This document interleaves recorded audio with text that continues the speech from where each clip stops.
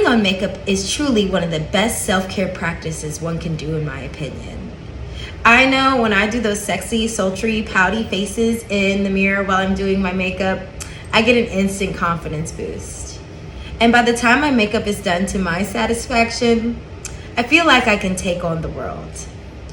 If you're anything like me, while you're doing your makeup looks in the mirror, you get taken back in time, bringing up questions like, how did women in the past apply their makeup? Did they have the secret to the perfect skincare routine or the perfect smoky eye look? While the history of makeup is fickle, the essence of gender expression, self-expression, and religion is riddled throughout time, meaning makeup's past is more than what's on the surface, and it's definitely more than skin deep. So if that's something you're interested in, welcome to the Herstory of Makeup. I'm your hostess, Namijeanzavibooking, history buff and vintage enthusiast. I'm here to talk about all the cool, weird, and downright shocking facts about history's past of makeup, while I do my makeup at the same time. So if that's something you're interested in, let's start the application.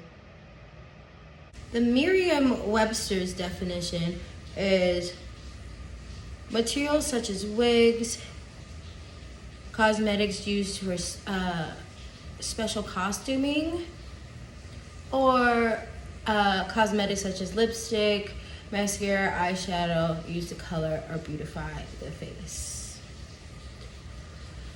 It's done or made for the sake of appearance, such as correcting defects, especially of the face. But who made that definition?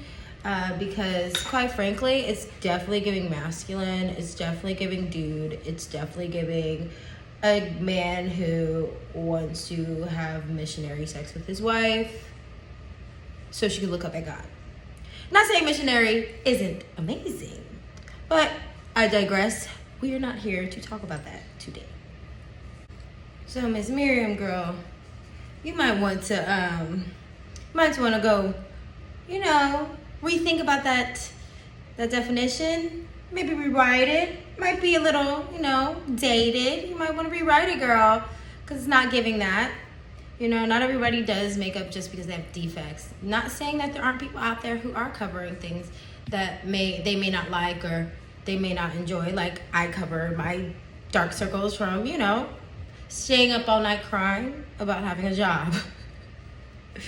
There are people who just wear makeup who have perfect skin, no dark circles, nothing wrong with them, but they simply enjoy it. So defects to make beautify, I don't know about that one. So, let's talk about it. Where did makeup actually come from? What's the origin? Let's talk about it. Well, rewind back in time. Far back to ancient time, around 35,000 BC.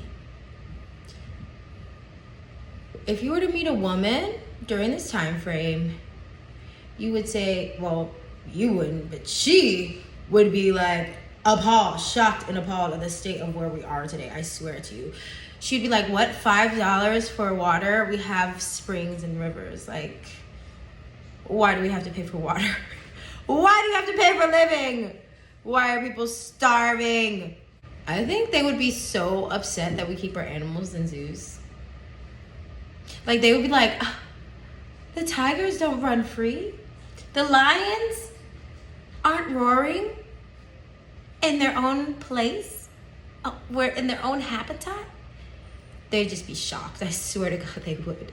But again, I digress. That's not makeup. But alongside the shock and appall on their faces at the state of the world, I think they would have, well, I don't think, from my research, they would have kohl eyeliner on, women, men, and children. Little babies had the cat eye, girl. They was just out here with the perfect eyeliner with no chemicals, just natural kohl eyeliner. You'd see red lip and cheek color. both men and women wore makeup in Egypt, Mesopotamia, and Samaria. Often they wore makeup as a marker of their wealth and believed it made them more appealing to the gods. I mean, I know I feel like a for real goddess when my makeup is on point. Like when my makeup is really taking it, I truly feel like a god, a goddess, that queen, empress of Namijeanzavibooking.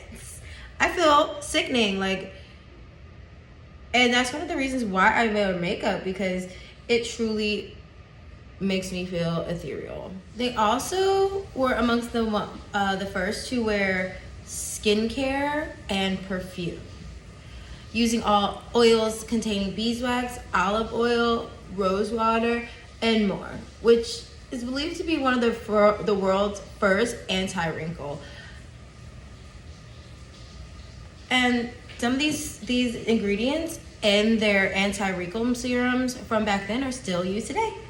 These same anti-wrinkle, anti-aging serums were very popular, more so in China. During the time period, cosmetics were very simple and mostly plant and mineral based. They mostly used rouges and whitening face paints, which keep a marker in the whitening face paints because they went a long time, the whitening face paints. And if you guys want to talk about whitening and lightening later on, let me know, because that has a pretty deep history too. But they were similar to modern day foundation. Having a light complexion for both men and women was associated with a leisurely lifestyle and a turn of wealth, meaning, baby, the whiter your skin was, that meant you wasn't going out in the sun and you wasn't out working, which I just talked about how I didn't want to work. Now, I love my skin color. I love being melanated, but dang, I would have preferred to be one of the white and face paint people at the time. During the Middle Ages, you could see a heavier influence of the PP, like of the wee in the PP, because I mean, just like Merriam-Webster's dictionary, men have always had an influence of how things are communicated through people. And yeah, during the Middle Ages, you started to see that because the church was very involved on the say-so on women's public projection to the world, to their society, to their communities, and how their representation aligned to a man, preferably a man of wealth, was more important back then. So basically, putting on makeup was so you could get a husband, and putting too much makeup on, honey, could have meant that you were a witch.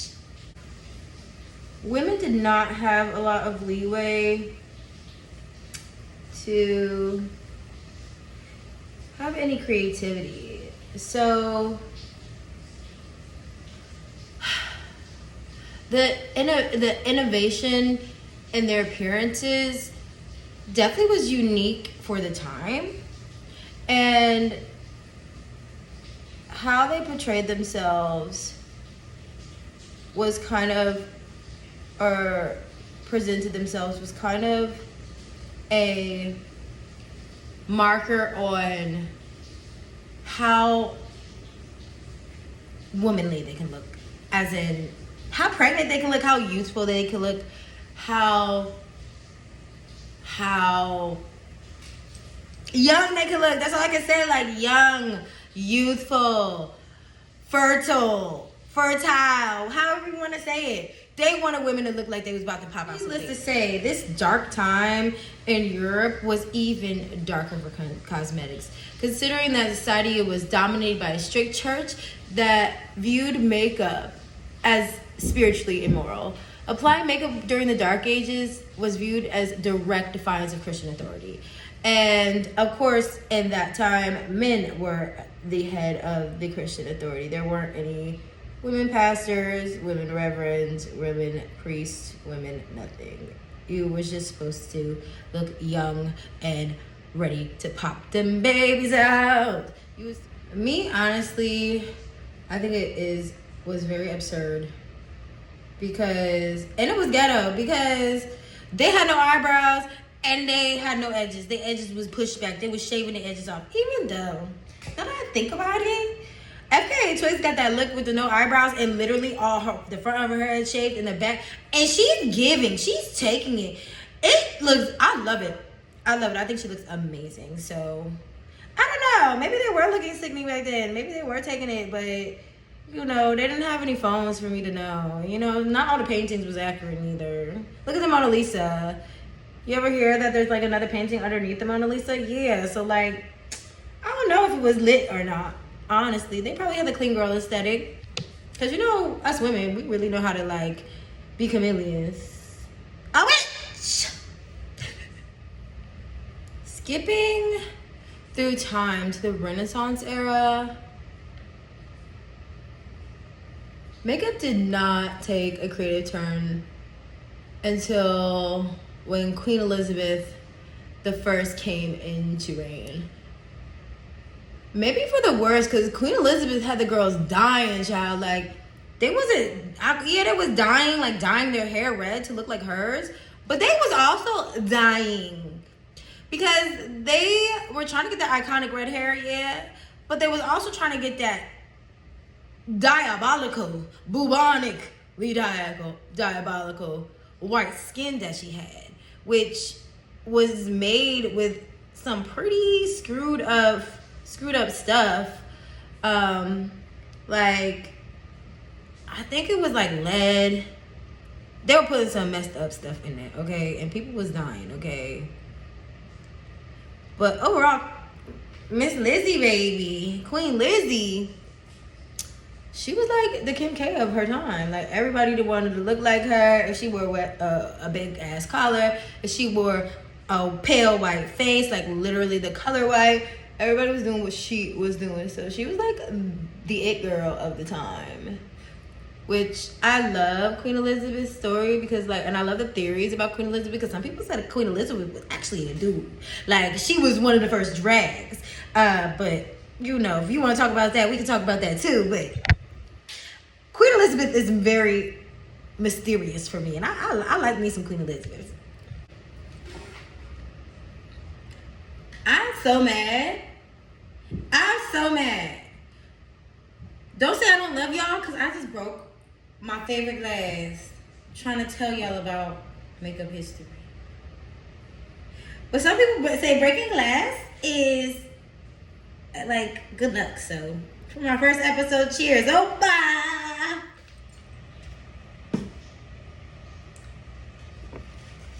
Well, now that we've cleaned up all of the bourbon I was drinking, and it smells like a distillery in here, let's get back to it. I'm going to be putting a little bit of bourbon on my face this evening. But yes, going back to the Renaissance era. Though Britain was a hub of... Oh, child, this do smell like bourbon. Though Britain was a hub of exploration and innovation during this time, the real powerhouse of all things happening was France. Which, I mean, come on now. Marie Antoinette, remember her, because she's going to be brought up. But the real hub of fashion and all things popping during that time was France. And it's still kind of reflected today during Paris Fashion Week. Like, I personally like to look to Europe and Asia for fashion inspiration before I look anywhere else. Like, which is so funny to me because a lot of people are over here looking at what America's doing, but me, I think that Milan, Paris, Korea, Tokyo, like, they're the it girls. They be taking it the most. So those are the ones I typically look for. But France, she was the girl back then. And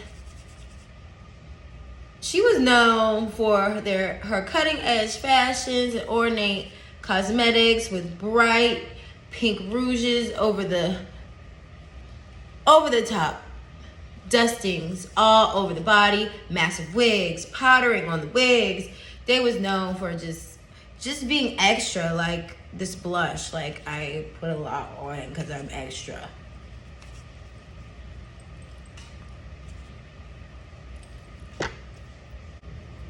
Then about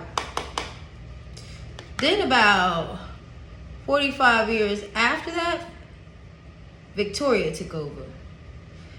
Now, I do love the Victorian era too, because I love the fabrics, the deep fabrics and the dark colors, and I love the Victorian era.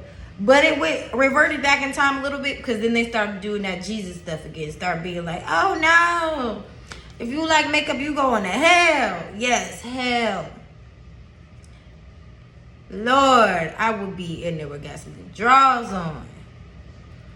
Because your girl like makeup, and she like a little premarital sex, you know what I'm saying? But that's neither here nor there. We're not here to talk about me. We talk about makeup.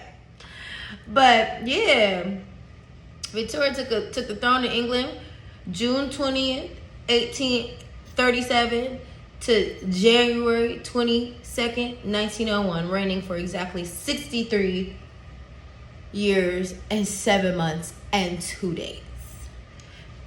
Like I said, I love the Victorian era. I love the Gothic feel. I love the beautiful fabrics, the corsets. Believe me, I appreciate that time. A lot of inventions came out during that time, and a lot of really, really important things to shift history and shift the world came out. I believe that was the industrial era too. So like everything was just evolving during that time. So it was a great time period, but for makeup, it was really sad. Because the Victorian era ushered in a time of very reminiscent to the Middle Ages. Queen Victoria believed makeup was associated with the devil, deeming it a horrible invention. Women had to start using makeup in secret. Almost like when I was in high school and my mother didn't allow me to wear makeup, and I would sneak and wear like mascara, lipstick and stuff. Like, I would steal it from her because she didn't wear no makeup like that, so she didn't even know it was missing. And yeah, sorry mom, but not sorry, because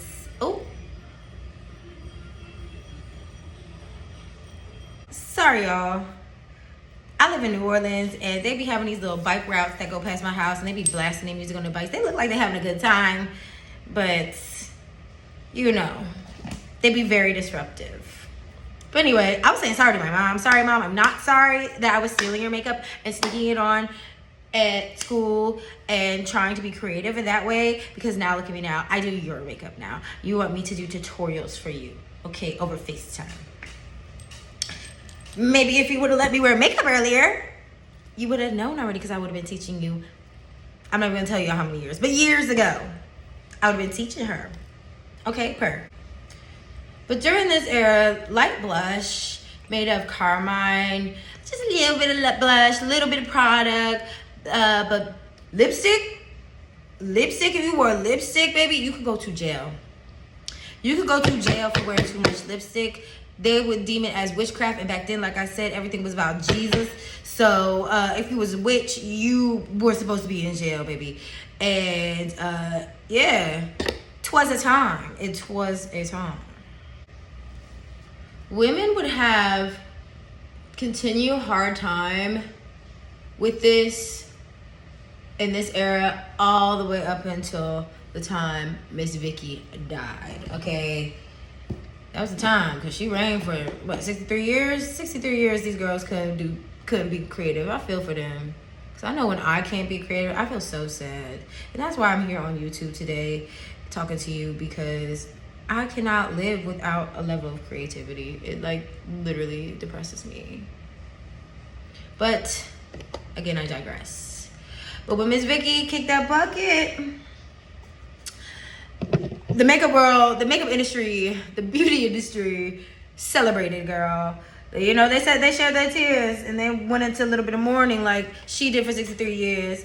Well, not 63 years, but the girl was mourning forever. But they went into a little, ooh, that's a lot. Ooh, that's a lot. Let me use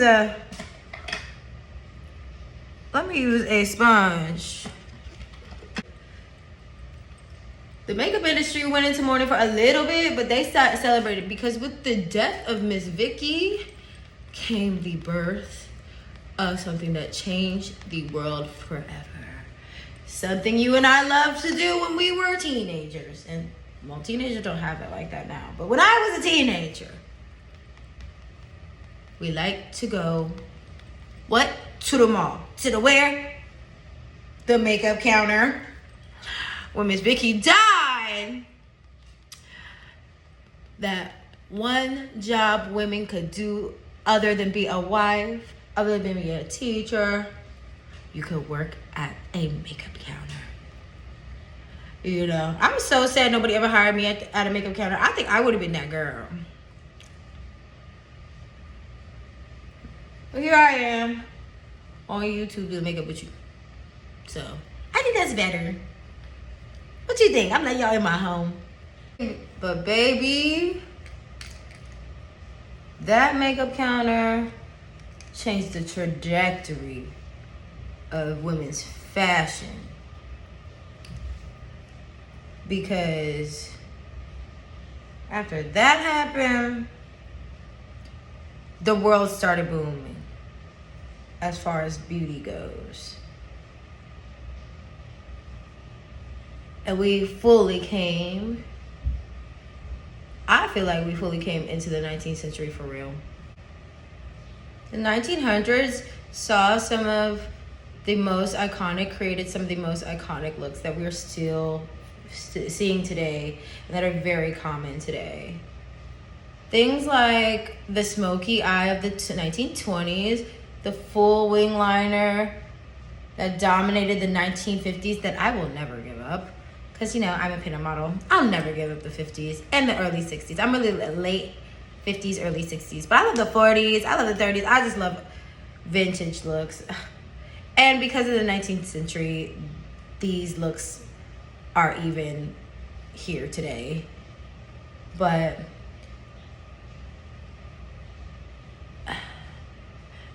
and another one of my personal favorites, the punk style of the 1990s that you see all over TikTok these days. The 1970s natural look is also all over TikTok these days too, and I'm loving that look. It's also making me like almost have a little moment as far as, you know, just like gratitude, because there some of these looks like I was doing at a younger age and people were not, they did not like me for it. Like being a black alternative girl was not cool in my day, and it's so lovely to see more and more black girls identifying with this culture. I love it. I love to see it. But overall, makeup always flip-flops. Like, it always flip-flops between a natural look and a heavy look, or a sultry look or a heavy look, like, or a dark look. Like, one era would be like natural beat, like the medieval times, and then it will be like heavy makeup, like the 80s. So it just depends on the era and kind of like what was going on economically, that what caused the look of makeup that time. Throughout most of the 20th century, Central Cosmetics consist of small pots of multi-purpose rouge for cheeks, eyes, and lips. Like everything came in like one thing. Like you could, it was multi-purpose. That's all I can say. Like I could use it for my cheeks, my eyes, my lips. Well, I took it. No, not I took it. But you get what I'm saying. Like it was all-purpose makeup. Hollywood had a massive influence on makeup trends and ultimately caused cosmetics to become mainstream. Girls everywhere wanted to look like their favorite starlet. Like, I want to look like Greta Garbo, or I want to look like Katharine Hepburn, or I want to look like Marilyn Monroe, or let's say a black woman. I want to look like Dorothy Dandridge. I want to look like Eartha Kitt. I want to look like Lena Horne, you know? Because those were my inspirations. Marilyn Monroe is an inspiration of mine as well. And some of the women that were white women weren't white women. So I'm just putting that out there as well. But the fact that girls wanted to look like these women, Hollywood really made a major impact on makeup and the cosmetic industry. It caused it to be mainstream. And it caused it to be like a starlet consumer era. Like, all you had to do was put something on one of these Hollywood starlets and you would sell like hotcakes. Like, you would sell everything.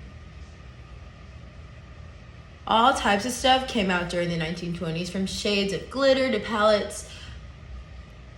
The makeup industry blossomed so much that people had careers solely in the makeup industry, and it's career that is still evolving today. And literally, like, from that makeup counter to the starlets, like, the beauty industry just evolved into almost what it is today. There was one more thing that kind of like made it stick out a lot. And if you think the 20th century was the totally bitchin' business, you saw what I did there? Totally bitchin' business. 80s, 50s. Okay. Somebody out there is laughing. One of you are laughing. I know you are. But you are going to lose your mind talking about the early 2000s. Yes, baby. The early 2000s. I'm not going to say I was around for the early 2000s, but I can say that they were sickening. I can say they were taking it. I could say that. That's why Y2K fashion is so popular on TikTok nowadays too. Because we got Paris Hilton. We got Kim Kardashian. We got Beyonce. We got Rihanna. We got Lady Gaga. Lady Gaga. Yeah. The early 2000s was the it girl. She was very demure, very cutesy. Well, she was not demure because she was definitely over the top. And I loved every moment of it. Like, allegedly. Also, the early 2000s made everybody and their grandma Ja want to be makeup artists. Baby, that's when this YouTube channel really blew. Okay, that's when this YouTube, becoming a YouTube sensation, became a thing because of the makeup gurus of the 2000s, the early 2000s and 2010s. Everybody wanted to be a makeup artist. So the reason why this channel exists and the reason why you even watch me is because of the makeup artists of the early 2000s and the 2010s.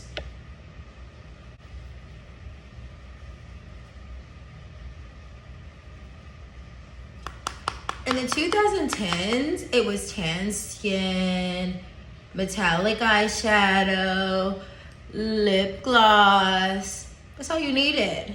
The eyebrows were thin, and baby, it didn't matter if your shade matched. It did not matter if your shade matched. You just was the girl if you had a shade on. And I love seeing the YouTube girlies, but it is nothing like that time. Just be making me relive high school all over again, allegedly. But I'm very much enjoying the expression of every era at this time right now, because so many people are doing so many different eras all simultaneously, and it's so beautiful to see. We all remember the 2010 reign of the Kardashians, like they have been mentioned several times, and the Jenner's influence with the lip kits with Kylie. Oh my God, I can't open this. Give me a second. Like I was saying, we all remember the iconic Kylie Jenner lip kits. We all remember that. And the full ass eyebrows that, please God, don't bring back. Please God. It was embarrassing. Now we're in the herstory of the 2020s. Hooray us. 2020s. Go us. We've made it this far. Yay. Celebrate good times. Come on. We wearing fake eyelashes, and we doing our makeup any way we want to, men and women, and certain types of children, if they mamas allow them to. But yeah, now we're here in the herstory of the 2020s, where there are so many people drawing inspiration from so many directions, and I'm so happy to be able to witness all of the amazing trends and creators with you. I hope to grow with all of you, for real. Like, I really hope that we share each other's inspirations, we get inspired by each other, and we become innovative and revolutionary, like Janet. Didn't Janet come up with a song called Revolution? I know she did. But I'm really wishing the best for us makeup girlies, because we've gone through it, girl. We've gone through it. We died from makeup several times in several decades, you know? But I'm just really happy to see us winning, you know? I'm gonna put this on off camera. We are doing amazing as far as evolving and makeup goes. The products have come out to be so much better than what they used to be. We're not putting lead and arsenic in our products anymore, you know? And now we have come out with all new innovations like vegan and hypoallergenic and just so many things. And it is just so nice to see these things happening.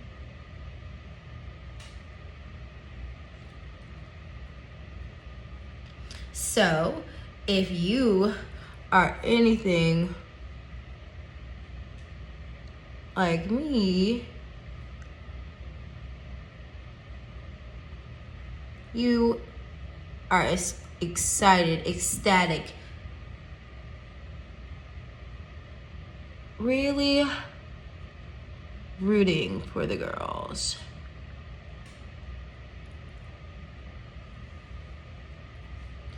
And you are trying to be one of the girls yourself. Overall, I hope to grow with you, and I have a lot of fun things that I'd like to talk about with you. And I hope that we just really just take this world by storm. I need black lipstick, but we're just gonna put blue lipstick on for now.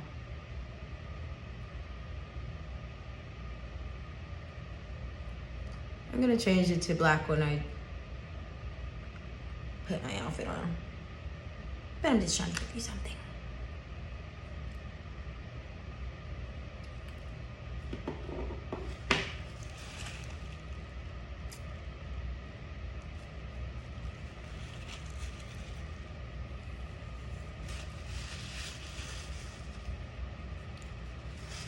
So, there you have it.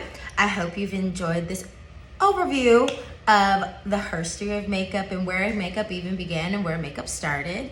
I cannot wait to continue growing with you. I have a lot of new, cool, weird innovative things to talk about, and I'm so excited to talk about them with you. And if you have any suggestions about things that I should talk about, please write them below under the caption or in the comments.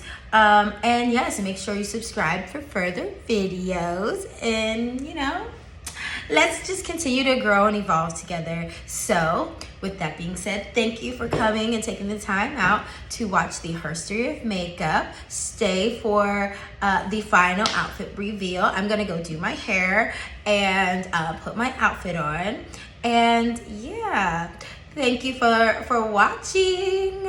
And yeah, the next episode should be next week. I'm gonna try to do it every week. And there will also be a GoFundMe explaining the... I am so sorry my light fell. I am working with I don't have it all yet, and I'm hoping to grow with you, and hope the next episode I'll have better lighting, the next episode I'll have better makeup, I am looking forward to growing and evolving with you, and you guys going on that journey with me as I discover more about makeup and I talk to you about it. But as I was saying below, please comment, like, share, subscribe. Please comment any topics you'd like me to talk about. And below there will also be a link for my GoFundMe. I recently fell on hard times, mental health wise. Working a job is very hard for me. And it's been hard for me my whole entire work career since I was like 17 when I started working. It just does a lot to my mental health. So I've decided to talk to you guys full time and take my pinup career and burlesque career seriously. So if you would like to donate to that, there will be a link below in the captions. So with that being said, I'm going to go put on my outfit and do my hair, and I'm going to do the outfit reveal. I'm back. So my plan for this evening actually was canceled.